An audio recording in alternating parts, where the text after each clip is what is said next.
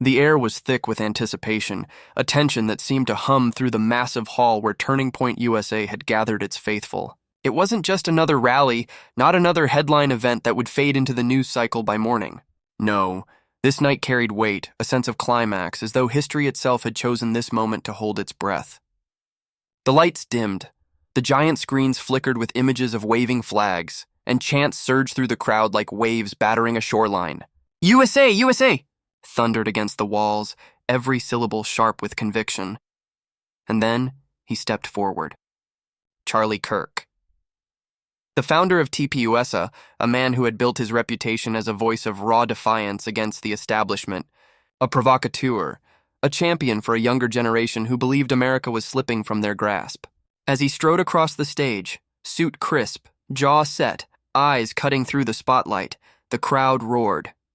They knew him. They believed him. And tonight, they expected fire. Observers whispered that this speech would be different. His team had been on edge all day, as if Kirk himself carried a heaviness, a burden that demanded release. Behind the stage curtain earlier, aides had noticed him pacing more than usual, staring out into the distance, rehearsing lines not with the confidence of a man simply delivering another rally cry, but with the gravity of a man preparing to leave. A mark that could not be erased. As the applause quieted into an expectant silence, Kirk gripped the lectern. He didn't smile. He didn't joke. Instead, his first words cut through the room like a blade. He said the future of America does not belong to the faint-hearted, the narrator recalled, voice tinged with awe. It belongs to those who refuse to kneel, those who refuse to surrender, those who will not let the dream of freedom die. The audience erupted, not just in applause, but in a thunderous release of energy, like an army cheering its commander before battle. This wasn't the language of casual politics. It was the language of destiny, of finality. Each phrase landed with the weight of permanence, as if he knew the words would outlive the moment. From the first minutes, it was clear. This would not be a safe speech. Kirk was not here to play to optics or soften his tone for cameras. He was here to draw a line in the sand. He declared that America was standing at the edge of a precipice, the narration carried on, the voice rising with intensity. That what happened in the next few years would determine whether the nation would continue as the beacon of liberty or collapse into chaos, swallowed by forces that thrived on division, fear, and control. The crowd leaned in. Mothers clutched their children's shoulders. College students pumped their fists. Veterans in the audience stood straighter, eyes narrowing with determination. It wasn't just rhetoric, it was personal. He was speaking their fear, their frustration, their anger, and their hope all at once. As the words poured out, there was no teleprompter, no scripted grin. Just a man locked in with his audience, pacing, gesturing, his voice swelling like a preacher at the height of a sermon. He warned them, the narration went on, that silence was no longer an option, that apathy was betrayal, that every single voice mattered now more than ever, because the forces working against them were ruthless, tireless, and determined to silence dissent. The cameras panned across the crowd, capturing faces lit with tears, jaws clenched, lips whispering agreement as if in prayer. Something electric was happening, something beyond politics. The atmosphere grew almost spiritual. When Kirk raised his hand and declared that America was not just a nation, but an idea forged in sacrifice, forged in struggle, forged in divine providence, the crowd didn't just cheer. They stood as if at a revival, arms raised, voices crying out in unison. It was no longer simply a political rally. It had become a crusade, and yet beneath the triumph there was unease. The tension wasn't only excitement, it was something darker. Some in the room felt it but couldn't name it. A sense that the stakes were higher than anyone admitted, that Kirk's fiery words weren't just about winning elections or passing policies. They carried the weight of something fatalistic, as if fate itself loomed nearby, waiting. He spoke with the urgency of a man who believed time was running out. The narrator pressed, the tone solemn. Every sentence felt like a warning, every pause like a drumbeat counting down. The journalists in the back scribbled furiously. Even those who despised him could feel it. This was different. The air prickled with intensity, and the security guards at the corners of the hall adjusted their posture, eyes sweeping the crowd. As Kirk closed the first part of his speech, he locked his eyes on the sea of faces before him. His voice dropped, quiet but sharp, every syllable slicing through the silence. He said that history would remember them, not as bystanders, but as warriors. That their grandchildren would ask one day what they did when America was on the brink. And that the only acceptable answer was this: we stood, we fought, we did not yield. The explosion of sound that followed was deafening. Flags waved, chants roared, people stomped their feet so hard the floor itself trembled. But Kirk did not bask in it. He stepped back, gripped the podium tighter, and looked out with a gaze that seemed to pierce through the noise. Through the cameras, through the moment itself, the narrator's voice lingered, heavy with foreboding. They did not know it then, but those words would be remembered not simply as rallying cries, but as the haunting prelude to an event that would shock the nation. And with that, the first act of his speech was sealed. The stage was no longer just a platform. It was an altar, and every word that followed would echo louder, sharper, more dangerous, because fate had already begun to close in. The crowd had barely caught its breath when Kirk leaned forward again, eyes blazing. His voice, steady at first, began to rise like a storm-gathering force. He was no longer speaking with restraint, he was unleashing, as though the walls could hardly contain the fury and passion boiling within him. He declared that America had been betrayed, the narration carried with intensity, not by a foreign power, but from within, by leaders who cared more about control than freedom, more about power than principle, more about themselves than the people they swore to serve. The words cut like glass. He named names, and each one landed like a strike of lightning. The political elite, the media machine, the universities pumping out what he called poisoned ideology. His tone was merciless, direct, and unflinching. The crowd roared with every indictment, every jab at the forces they believed were tearing the nation apart. But this wasn't just an attack, it was theater. His cadence quickened, his gestures sharpened, and the crowd followed every beat. Kirk wasn't just giving a speech. He was orchestrating an emotional symphony where anger, hope, and defiance blended into a single collective voice.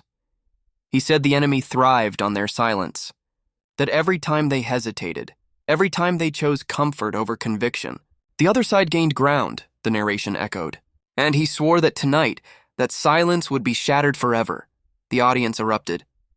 Signs waved in the air. College students on the front rows jumped onto their chairs, shouting, fists pumping. Older veterans nodded solemnly, their faces set with the recognition of battles past. Mothers wept openly, clutching the hands of their children as if trying to etch the moment into memory. The cameras zoomed in as Kirk's face grew taut with conviction. His voice now thundered across the hall, carrying a sense of prophecy. He warned that the nation's very foundation was being rewritten, the narration explained, that the Constitution, once sacred, was now treated as a relic, mocked by the powerful and ignored by the corrupt. He pointed toward the audience, each gesture punctuating his sentences like hammer blows. He declared that America's soul was not for sale, and that no politician, no bureaucrat, no unelected global elite would ever own the spirit of its people. It was here that the crowd reached fever pitch. Chants shook the hall. USA! USA! USA! Drowned out his voice, but Kirk did not resist it. He let it swell, let the sound wash over him, until it became clear that the rally was no longer just about him. It was about them, the people, who now felt as though they were standing in the center of history itself. But he was not done. His tone shifted, dropping lower, quieter, pulling the audience in as though sharing a secret. He said the struggle was no longer political, it was moral, the narration revealed. That the battle lines ran deeper than left or right, Republican or Democrat. It was a clash between truth and lies, freedom and slavery, good and evil. Gasps rippled through the room. For some, it felt as though the words had peeled away all the noise, leaving only the raw essence of what was at stake. The silence that followed was heavier than the cheers had been. Then his voice rose again, sharper than before. He declared that this was the hour for courage, that generations before had shed blood for freedom, and that tonight they too were being called, not to watch, not to wait, but to act. The narrator's voice grew somber. He reminded them of the sacrifices made by those who came before, those who stormed beaches, those who marched for civil rights, those who refused to bow even when threatened with death. The crowd stood as one, the hall now a sea of people on their feet, every heart pounding with the rhythm of his words. Flags waved wildly, some collapsing in tears. others shouting until their voices cracked, and then came the line that many would later replay. Over and over, in the days to come, he said, "If they think they can scare us into silence, they are wrong. If they think they can break us, they are wrong. And if they think this movement will die tonight, they are dead wrong." The crowd's response was volcanic. The ground shook, the cameras struggled to capture the eruption of emotion, and even seasoned reporters in the press pen looked at each other in disbelief. They had covered countless rallies, countless speeches, but this one felt different. It felt dangerous. Security agents near the stage shifted uneasily. The chants were deafening now, and yet, beneath the thunder, there was something else. A creeping sense that all this fire, all this electricity, was drawing more than just attention. It was pulling something ominous closer, a shadow none of them could name. He did not pause to bask in the adoration. The narration continued. He pressed forward, relentless. His words pounded against the walls like war drums. Every phrase dared his audience not just to listen, but to rise. As the crescendo of cheers gave way to silence once more, Kirk's face hardened. His voice dropped again, heavy and deliberate.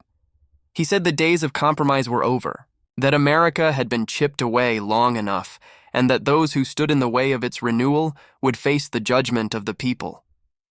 A wave of gasps, then a roar. His words carried the weight of confrontation, of a final showdown looming ahead. It wasn't rhetoric anymore. It was battle language. The narrator's voice slowed, carrying the gravity of the moment. Every sentence was sharpened like a blade. Every word echoed with the resonance of a man who knew time was short. To his supporters, he was giving them courage. To his enemies, he was issuing a warning. And as he stepped back for a brief pause, sweat shining on his brow, fists clenched, the crowd didn't just see a political leader. They saw something more, a symbol. A man who stood defiantly on stage, declaring that he would not be silenced, not tonight, not ever. What none of them could know was that fate was listening too. And even as cheers rattled the roof, the clock on Destiny's countdown ticked closer to 0. By now, the room had become more than an audience. It was a battleground, a cathedral, a furnace of raw emotion.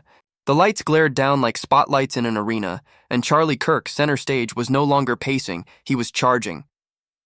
His movements sharp, his voice fierce, he pressed deeper, cutting into the heart of his message. He said America was not simply under attack. It was under siege. The narration began, heavy with intensity. And the attackers were not distant enemies on foreign shores. They were here. They were within. They were politicians who betrayed their oath, academics who poisoned the minds of the young, journalists who twisted truth into propaganda. The crowd roared, but there was no laughter in his delivery. No smile, no nod to levity. Kirk's tone was dark, almost prophetic, painting a picture of a nation under imminent threat. He warned them that the window of time was closing. The narration carried on. That every day wasted was a day the other side grew stronger. That this was no longer politics as usual, it was survival. The words echoed like thunder. He was no longer speaking in abstractions, but in ultimatums. The stakes had risen, and his audience felt it in their bones. His voice dropped low, almost a whisper, and the silence was immediate. Thousands leaned forward, straining to hear. He said the fight was not only for borders or ballots, but for the very soul of truth itself. That if truth could be silenced, if lies could reign unchecked, then freedom would die with it. The narrator's voice lingered, almost reverent. In that moment, his words carried the weight of scripture. To the crowd, it was more than politics, it was gospel. As the silence broke into cheers again, Kirk's volume surged. He painted vivid images of collapse, cities in flames, freedom stripped away, children taught to despise their own nation. He held nothing back, his rhetoric sharp as a blade, every sentence crafted to sear itself into memory. He declared that surrender was no longer an option, the narration said, voice quickening. That those who bowed to the pressure of political correctness, those who chose safety over truth, were not merely weak, they were complicit. The crowd erupted in boos at the mention of betrayal. Faces twisted with anger, fists shook in the air. He had transformed the room into a chorus of defiance, every voice rising in unison with his own. But then his tone shifted again. His shoulders squared, his face tightened, and his delivery slowed, as though each word carried a burden. He told them the cost of freedom was always high, the narration reflected. that their forefathers had paid it in blood, and that perhaps one day soon they might be called to do the same. The words hung in the air like smoke, heavy and suffocating. For a moment the cheers stopped. A quiet unease settled over the room. Parents glanced at their children. Veterans bowed their heads. The weight of his warning pressed down on every heart. Then, with renewed fire, he pressed forward. He said this was not a season for fear. It was a season for courage, the narration thundered. That every generation is tested, and theirs was now upon them. That the question was not whether they would fight, but whether they would endure long enough to win. The crowd snapped back, their silence breaking into deafening cries of agreement. Flags waved like a battlefield standard. Security teams shifted again, their earpieces buzzing as they scanned the crowd more urgently now. For in raising the stakes, Kirk had also raised the temperature. His words no longer sounded like a rally, they sounded like a call to arms. He painted the struggle not as political, but as eternal, the narrator continued, voice low and deliberate. He spoke of good and evil, of light and darkness. He reminded them that tyranny has always existed, and that liberty has always survived only when brave men and women refuse to yield. It was no longer about this election, or even this decade. He was speaking across centuries, across generations, into the marrow of history itself. He declared that their children and grandchildren would one day ask them what they did in this hour, and he warned them that silence would be the most shameful answer of all. The reaction was immediate. A chant broke out, low at first, then growing, swelling until it overtook the entire arena. Never back down. Never back down! The words bounced off the walls like cannon fire. Kirk did not smile. He did not soften. Instead, he let the chant thunder on, his eyes scanning the crowd, his jaw set, as if absorbing the energy of thousands and channeling it back into his veins. He told them the world was watching, the narration carried on, that enemies abroad prayed for their collapse, while enemies within plotted their downfall. That if America fell, the world would fall with it. The hall trembled with applause. Journalists scribbled furiously, shaking their heads at the apocalyptic language, while the faithful cried out in agreement, swept up in the fervor of a leader who made them believe they were the final line of defense. And then came the words that would later be played again and again. Dissected on cable news, analyzed by pundits, whispered by supporters in private. He said, "This is not the end of America. This is the beginning of her rebirth. But only if we refuse to yield, only if we dare to fight, only if we remember who we are." The eruption that followed rattled the stage itself. People leapt to their feet, arms raised, some in tears, others screaming until their voices cracked. It was chaos. It was worship. It was war cry. But within the roar, a shadow seemed to flicker. Security shifted again. Reporters exchanged glances. Even some supporters sensed something was brewing, an unease crawling beneath the triumph. The narrator's voice grew hushed, as though weighed down by foreknowledge. In raising the stakes, he had raised the danger. His words burned like fire, but fire, once lit, cannot be controlled. And somewhere beyond the crowd, beyond the lights, beyond the cheers, fate was listening. As he stepped back for a sip of water, his chest rising and falling with the strain of his own intensity, no one in that hall could have guessed how close destiny already stood. The storm he had summoned with words was about to break in blood. The air was electric, but now it carried something heavier, a charge that clung to the skin and made every breath feel thick. Charlie Kirk leaned back into the microphone, voice lower now, deliberate, drawing his audience into silence before the next wave of words struck. His tone had changed. It was no longer the fiery charge of battle. It was the solemnity of a man who sensed he was delivering more than just political rhetoric. It felt like testimony, like final words written into stone.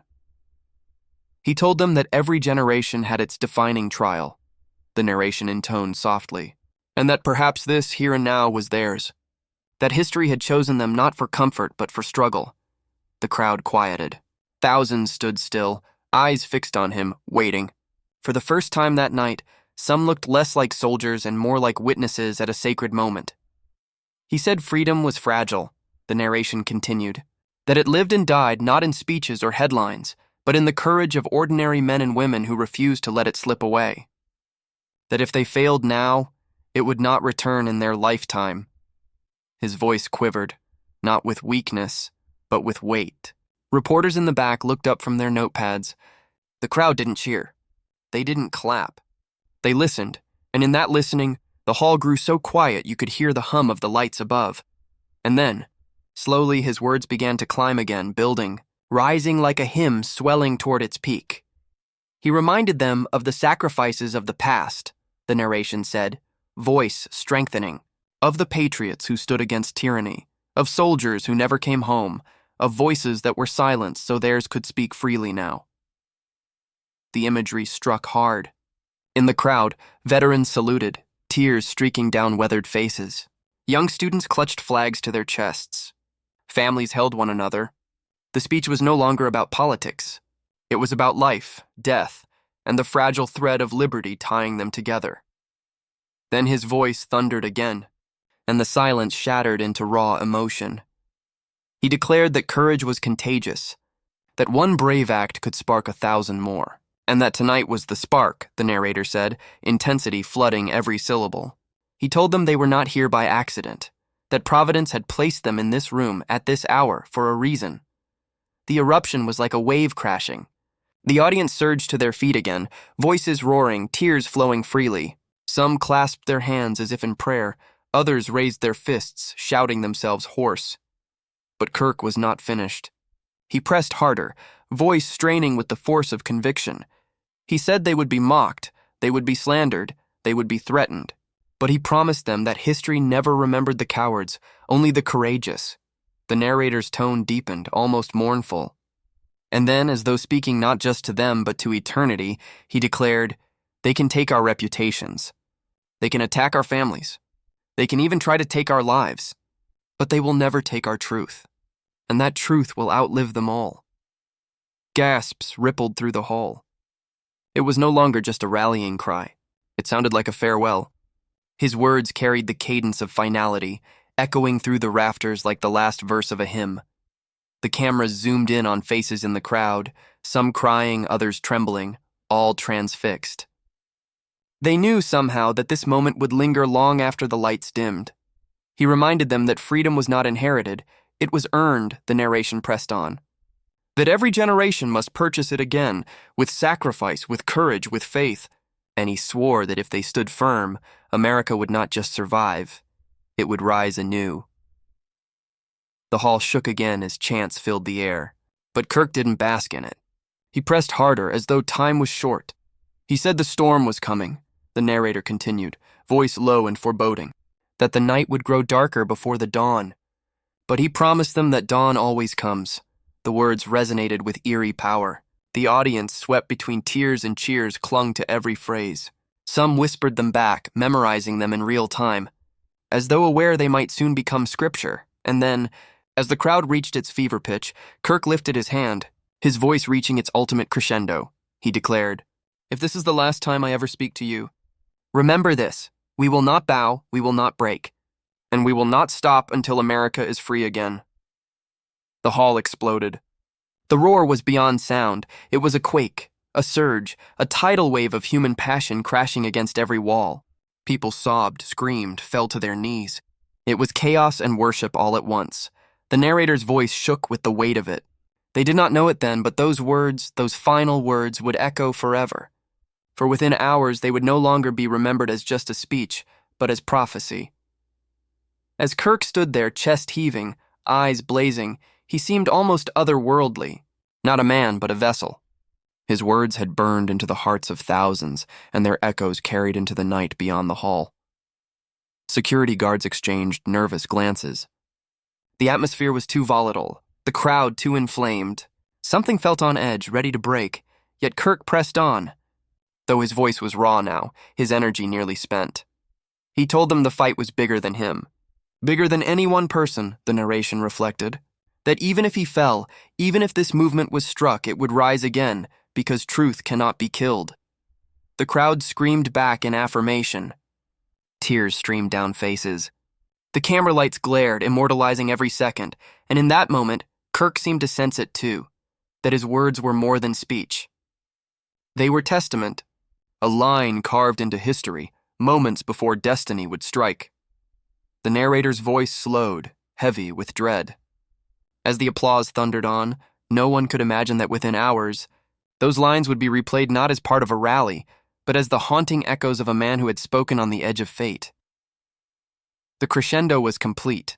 The fire had burned to its peak, and what followed, no one in that hall would ever forget.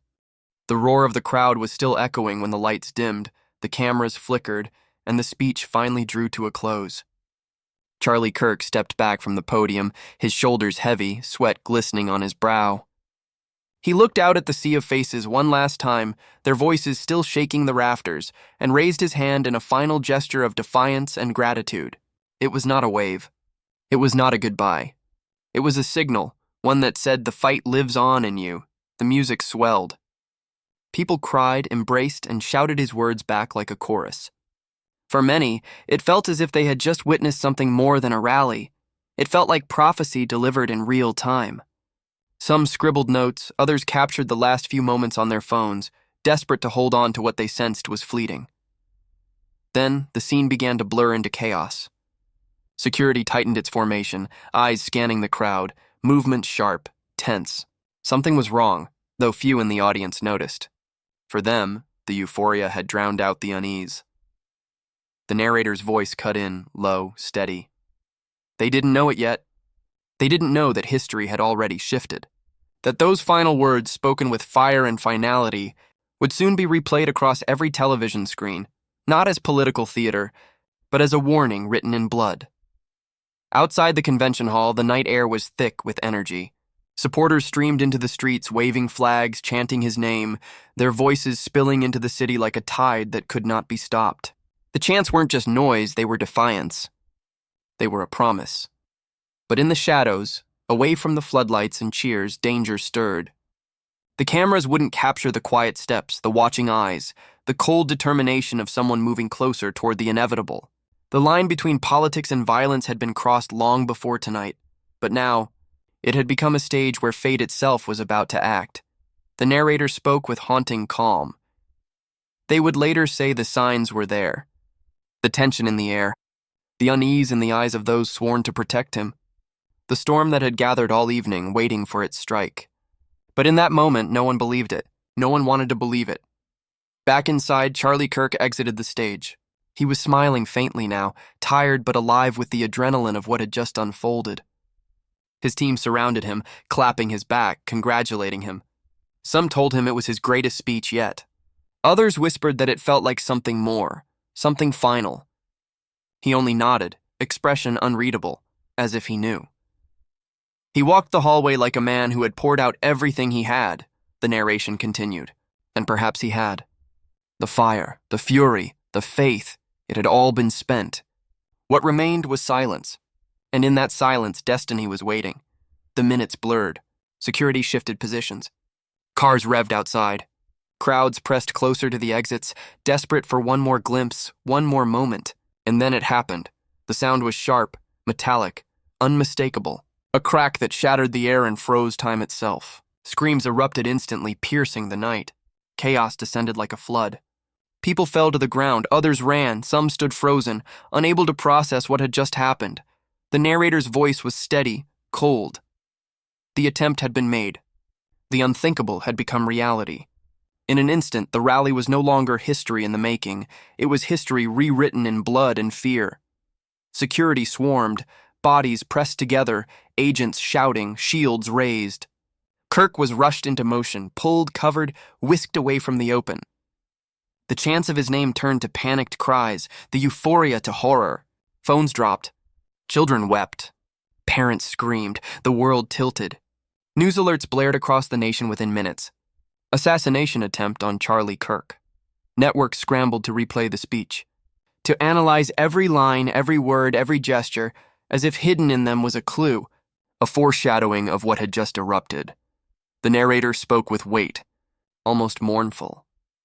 Those words he had spoken, "If this is the last time I ever speak to you," would now be replayed endlessly, dissected by commentators, inscribed into the memory of millions. What had once been seen as rhetoric was now prophecy, and prophecy fulfilled. The streets outside turned into chaos zones. Police swarmed. Ambulances howled. Protesters clashed with supporters. The nation seemed to fracture in real time, live-streamed across every platform. And yet, in the middle of the panic, a strange stillness remained. His words, those fiery declarations, those promises of unbreakable resolve, were still echoing, burned into the hearts of those who had heard them. They would not fade. They could not fade. He became more than a man that night, the narrator said softly. He became a symbol, and symbols cannot be killed. Across living rooms, dorms, and quiet kitchens, Americans sat glued to their screens. They wept, they prayed, they argued. But above all, they replayed the speech, over and over, hearing it differently now. It was no longer politics. It was testament. It was legacy. In the hours that followed, the narrative split. To some, he was a martyr in the making, a hero standing against tyranny no matter the cost. To others, he was the spark of chaos, the man who had pushed too far. But regardless of opinion, one truth was undeniable. His words had changed everything. The narrator's tone sharpened, turning from sorrow to steel. They tried to silence him. They tried to end him. But in the attempt, they amplified him. His voice carried further than it ever had before. And now, his message was not just political, it was eternal. The images of that night, the raised hand, the fire in his eyes, the words that now seemed carved into stone, would loop endlessly. They would define not just the rally, not just the man, but the era itself. And in the quiet aftermath, when the screams had faded and the cameras had moved on, the question remained, what comes next? The narrator let the silence hang before answering. What comes next is not up to him. It is up to them, to those who heard, to those who believed, to those who swore in the heat of his final speech that they would not bow, they would not break, they would not stop. The scene closed on that image, the crowd frozen in memory, voices raised, tears falling, history burning in their eyes. The man had spoken. The attempt had been made. But the story was not over. It was only beginning, because the truth he spoke, whether you loved him or hated him, was unkillable. And truth, once set free, never dies.